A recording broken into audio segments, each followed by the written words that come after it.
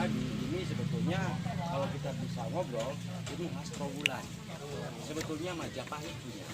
Tetapi kenapa masuk ke Cirebon? Karena lewat Mataram kuno. Nah, kenapa lewat Mataram kuno? Kenapa ngambil katanya di Bukit Merah? Karena merah itu artinya berani.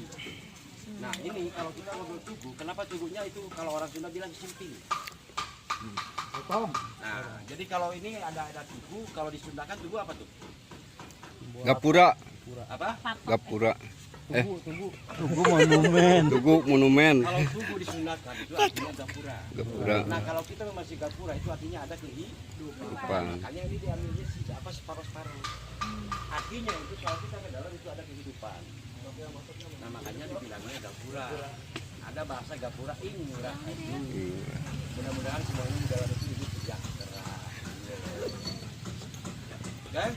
Dan kalau kita ngobrol ke gedung sate, kenapa ngambilnya Trawulan kalau kata Bang Guguk, itu karena dia terinspirasi dari yang namanya Candi Bentar. Yang persis itu sentralnya gedung sate. Nah, kenapa Candi Bentar ada di situ? Ada mau jelasin? Ayo, ini kita harus berbagi. Tambahan ya, Candi Bentar kalau dalam arti bahasa Indonesia ada Candi Belah. Ini kisah kerajaan Trawulan dulu waktu Muslim masuk, kita rabat ke 17 ke 18 diserbulah Muslim masuk dengan cara untuk berniaga. Kemudian karena dia mulai ke pinggir, penguasa Muslim masuk, akhirnya dia lari ke pulau. Yang kita kenal adalah sekarang ini The God of Island atau Pulau Bali. Makanya Bentar pecah, candi pecah. Padahal bersatu dan itu ada 4 taksu. Kita bilang taksu. Taksu itu adalah tingkatan.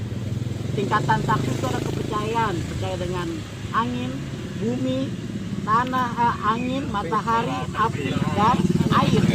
4 taksu. Kalau sudah menguasai ini semua, sempurnalah dia hidup. Setelah itu di atasnya itu kenapa dibelah ujungnya, padahal ada itu yang kita sebut ada kesempurnaan manusia. Dia sudah nggak bisa lagi kayak begini.